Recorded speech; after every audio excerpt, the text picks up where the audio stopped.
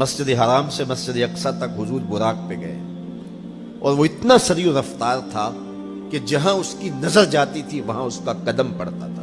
تو اس نے تو پہلا قدم اٹھایا ہوگا تو مسجد اقصی میں جا پڑا ہوگا. اور اتنی سرعت کے ساتھ وہ رفتار کے ساتھ چلتا ہے، پھر حضور اس کی پشت پہ جلوہ فراز.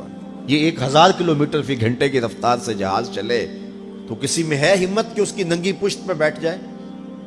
ہوا کی مزاحمت ہی گوارا نہ ہو، پڑخ چڑھ جائیں، آگ لگ جائے. اور جو کروڑوں میل فی سیکنڈ کی رفتار سے جا رہا ہے، اس کی ننگی پشت پہ بیٹھنے والے شاہ سوار کی عظمت کو سلام کرنے کو جی نہیں چاہ رہا.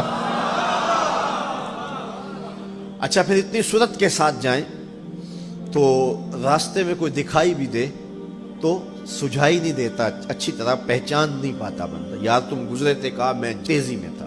تو تیزی میں جو چیز نظر آئے تو اس کو پوری طرح پہچانا نہیں جاتا.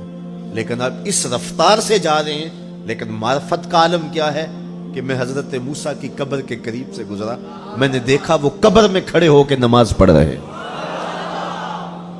اور حضور ابھی وہاں پہنچتے ہیں مسجد اقصی میں تو حضرت موسیٰ علیہ السلام پہلے وہاں موجود تھے. یا تو یہ ماننا پڑے گا کہ یہاں بھی موجود تھے، وہاں بھی موجود تھے، اور یا پھر یہ ماننا پڑے گا کہ وہ پہلے چلے گئے. اور اگر پہلے چلے گئے تو پھر کیا وہ میرے حضور سے پہلے چلے گئے؟ تو جواب آیا کہ نہیں، حضور علیہ السلام تو اپنی رفتار سے جا ہی نہیں رہے تھے. حضور تو جا رہے تھے براق کی رفتار سے، اور حضرت موسیٰ گئے ہیں نبوت کی رفتار سے. براق بہت سری ہوگا لیکن نبوت سے سری نہیں ہو سکتا، اس لیے حضرت موسیٰ پہلے پہنچ گئے. یہ ایک مرحلہ مکمل ہوا.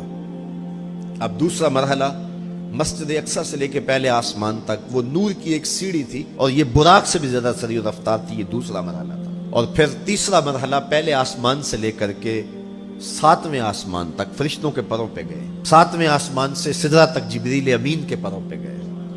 یہ چوتھا مرحلہ تھا، اور ہر مرحلہ پہلے مرحلے سے سری تھا. اور پھر سدرہ پہ جا کے جبریل نے بھی کہا کہ آگے میں نہیں جا سکتا. لو دنوت خطوۃ لاحترقت، اگر میں آگے بڑھوں تو جل کے راکھ ہوتا ہوں. تو حضور علیہ السلام کے لیے ایک سبز نوری تخت لایا گیا جسے رف رف کہتے تھے. اس پہ حضور تشریف فرما ہوئے. پھر وہ کس صورت سے گیا، ان 4 مراحل سے زیادہ سریع رفتار تھا. رف رف کی منتہائی پرواز جب ہوئی تو میں اعلی حضرت کی روح سے فیض لے کے کہتا ہوں کہ رف رف کے بھی بس بس ہو گئے. اب یہ 5 مراحل اپنی انتہا کو پہنچے. اب یہ حضور کی ذاتی رفتار نہیں تھی، ذاتی رفتار اب شروع ہونے لگی ہے. اللہ اکبر. پھر آواز آئی، ادنو منی یا احمد، پیارے رک کیوں گئے ہو، آگے آؤ. اللہ اکبر. اور حضور پھر اعلی حضرت فرماتے ہیں کہ ڈرتے جھجکتے آگے بڑھے. کیوں؟ جلال و ہیبت کا سامنا تھا، جمال و رحمت ابھارتے تھے. عبد تھے نا، معبود کے حضور حاضر ہو رہے تھے تو جلال و ہیبت کا سامنا تھا، جمال و رحمت ابھارتے تھے. آواز آئی، محبوب آگے بڑھیے. حضور نے ایک قدم اٹھایا.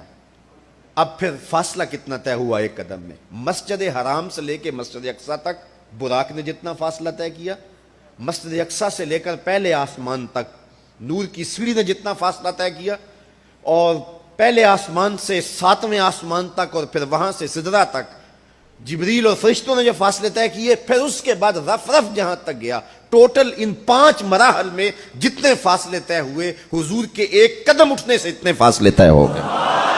اب یہ رفتار تھی میرے حضور کی.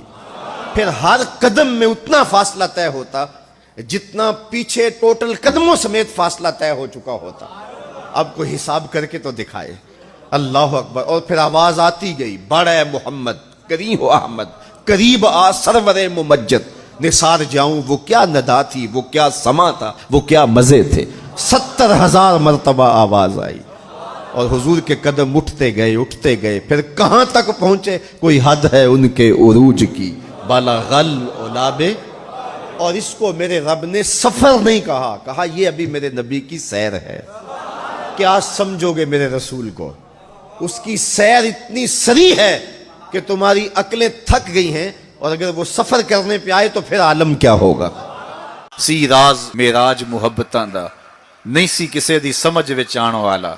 سدیا طالب تے گیا مطلوب ہوتے.